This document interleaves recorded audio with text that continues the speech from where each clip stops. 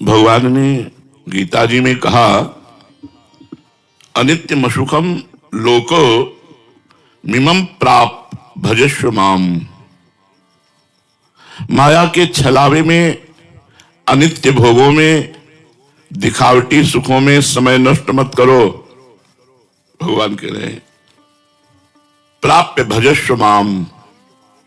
इस लोक में जो तुम्हें मनुष्य शरीर मिला है, ये भजन के लिए मिला है। कोई बिरला ही विवेकवान ये समझ पाता है कि भजन के लिए हमें मनुष्य शरीर मिला है। हम लोग क्या है, जब अपने से आगे वाले को देखते हैं कार में, विशेष सुविधाओं में, विशेष धनी, तो ऐसा लगता है कि ये सुखी है।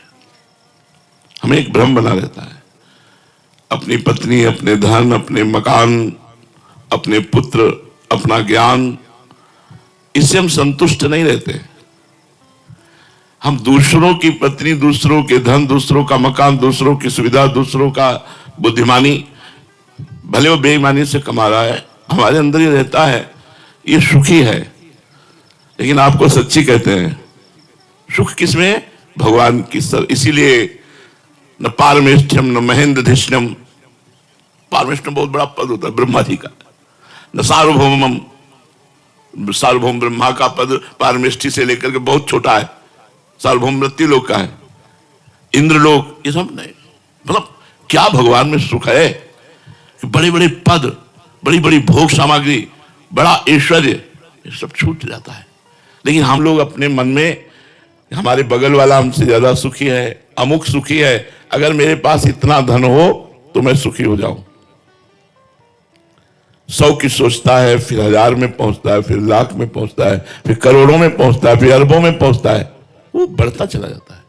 माया का कार्य है मांग को बढ़ाना, भक्ति का कार्य है मांग को मिटा देना। जब माया में आप रहेंगे तो आपकी कामनाएं बढ़ती रहेंगी, ये हो जाए, ये हो जाए, ये हो जाए। और जब भक्ति होगी तो ये होगा, जोई जोई प्यारो करे सोई मोहि भावे। प्यारे जो करेंगे वो बहुत अच्छा करेंगे, बहुत अच्छा करेंगे, विश्वास करो। तो भगवान कह रहे हैं अनित्यम सुखम लोको मिमम प्राप्य भजस्व माम। इस संसार में अनित्य सुखों का त्याग करके जो मेरा भजन करते हैं वही परमानंद को प्राप्त होते, भजस्व माम। लेकिन मन जो है वो हमारा साथ नहीं दे रहा, हमारी बुद्धि हमारा साथ नहीं दे रही। शरीर को ही मैं मानकर, भोगों को सत्य मानकर भगवान का विस्मरण किए हुए, भजन को छोड़े हुए लोग आशीर्वाद मांगते हैं संतों से। कोई कोई तो जबरदस्ती हाथ पकड़ के अपने ऊपर धरवाना चाहते हैं। इससे कुछ नहीं होता। यदि आप भजन नहीं करोगे, इस लोक में कोई आपको सुखी नहीं कर सकता। आप लिख लो, कागज में लिख लो, चाहे दिमाग में लिख लो, हमारी बात मान लो।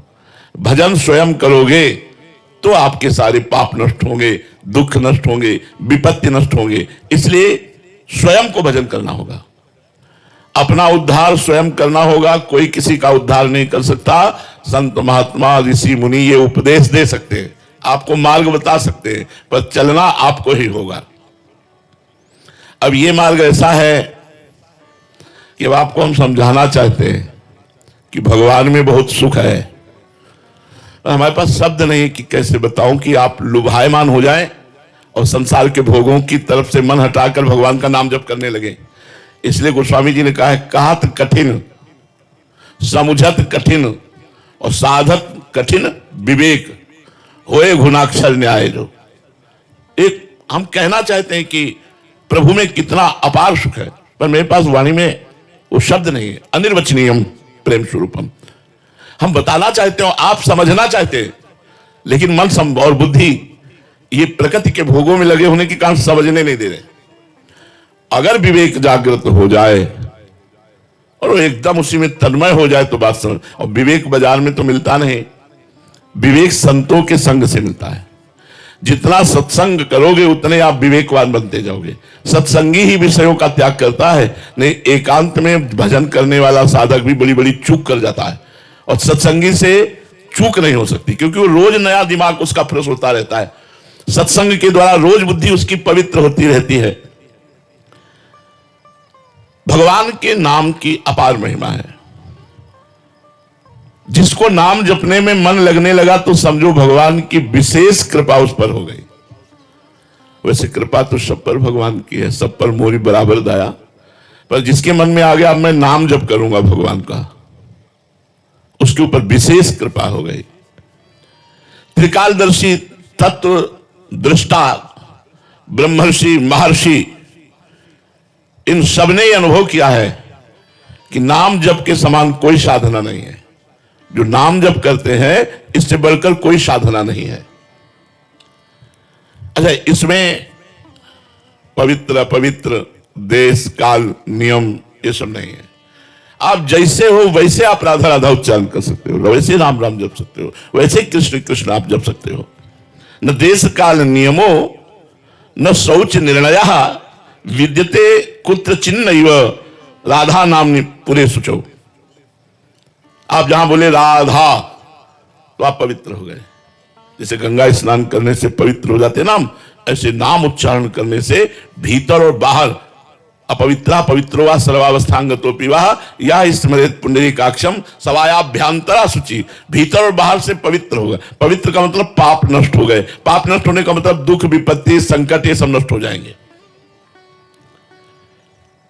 तुलसी अपने राम को रीज भजो या खींच, उल्टो सूधो जामी है खेत परे को बीज। अगर बीज ऐसे गिर जाए तो भी वो उल्टा भी जग जाएगा और सीधा गिरे तो भी जग जाएगा।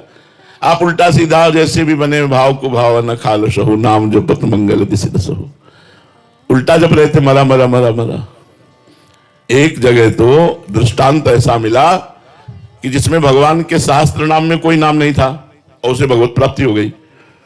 एक गांव का ग्वारिया, पहले ऐसा होता था जमींदारों की गाय चराते, जमींदारों की चाकरी करते थे, बहुत छोटे मोटे राजाओं जैसा उनका वैभव होता था। तो गांव में भागवत हुई। हम आपको नाम की महिमा बता रहे हैं। कुछ लोग उधर से निकले और ग्वारिया से कहा, रे जिंदगी बर्बाद होती जा रही है, भागवत सुनिया। एक दिन गांव में भागवत हो रही, तो बोली हमारे गायें, तो किसी दयालु ने कहा 1 घंटा के लिए हम देख लेंगे, तुम 1 घंटा के लिए भागवत सुनियाओ। वो गया और सबसे पीछे बैठ गया। पढ़े लिखे तो कुछ था नहीं। पंडित जी ने कहा जो दीक्षा नहीं लेता उसका जीवन व्यर्थ चला जाता है और नरकगामी होता है, ऐसे आचरण होते हैं। गुरु मंत्र और गुरु दीक्षा लेने से बचाव पक्ष पुष्ट होता है कि एक बार ही नाम मंत्र सही यमराज के रजिस्टर में जब लिख जाता तो भारी पड़ जाता है। और तो उसका मन लगा नहीं, उठा और चल दिया। शाम के भाग के आया और पंडित जी से कहा, पंडित जी आपने कहा था गुरु दीक्षा लिए बिना मनुष्य का जन्म व्यर्थ हो जाता है। तो उसकी हालत देखी, फटे पुराने कपड़े, अपने आप दिखाई देता है। अब वो गरीब आदमी, गांव का ग्वारिया, कुछ देने लेने वाला चक्कर तो था नहीं। पंडित जी ने कहा कि कल ले लेना। फिर शाम के आया, कहा कल ले लेना। ऐसे 7 दिन भागवत के पूरे हो गए। 8वें दिन पंडित जी, अब रात्रि में खूब भागवत समाप्त हुई तो दही दूध रबड़ी, जब तो सुबह 4 बजे तड़के शौच जा रहे थे। पहले लेटरिन बाथरूम तो होते नहीं थे, बाहर शौच जा रहे थे। उसने सोचा यही अवसर है पंडित जी से मिलने का। दौड़ के गया और कहा, पंडित जी गुरु मंत्र दे दो। अरे बोले पागल है, बोले बिना गुरु मंत्र लिए हम ले जाएंगे। सोचा अब अच्छा कोई भी सभ्य आदमी किसी के सामने शौच कैसे बैठ सकता है। और वो पीछे लग गया। तो बोला धत गपो चंद कहीं का, धत गपो चंद। बोले अच्छा गुरु जी, और लौट गए। उसने समझा यही गुरु मंत्र है, गुरु जी ने दिया। अब जमींदार से कहा आज से हम गुरु मंत्र ले लिए, अब भजन करेंगे, अब आपकी गाय नहीं चराएंगे, आप भोजन देना या ना देना। घर में नहा धो के बैठ गया। बोला धत गपोचंद, धत गपोचंद। देखो भगवान के नाम की महिमा। अब इसमें कोई नाम नहीं भगवान का। रोज नियम से जपना और रोज हृदय से प्रार्थना करना कि प्रभु मैं तो गंवार हूं, मैं नीच हूं, पाप भी हमसे बने, प्रभु हम पर कृपा करो।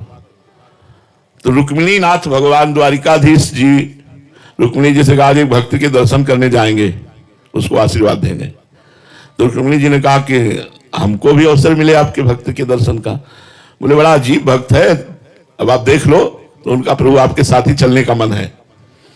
तो भगवत स्वरूप हटाकर एक धनी मानी का पुरुष का रूप भगवान ने और लक्ष्मी जी ने धारण किया। लक्ष्मी जी हैं, रुक्मिणी जी, दोनों। भगवान तो सर्वांतर्यामी उसके घर के दरवाजे में खड़े हुए। तो रुक्मिणी जी ने कहा पहले हम दर्शन करेंगे भक्त के। तो उनका वैसे हम पहले दर्शन करते तो ठीक रहता, अब आप दर्शन करेंगी तो देखिए आप ही दर्शन करे हो। तो घर में गई तो बिना दरवाजे का मकान, गरीब आदमी, वो लगा हुआ था, आंखों में आंसू चल रहे थे, धत गपोचंद धत गपोचंद।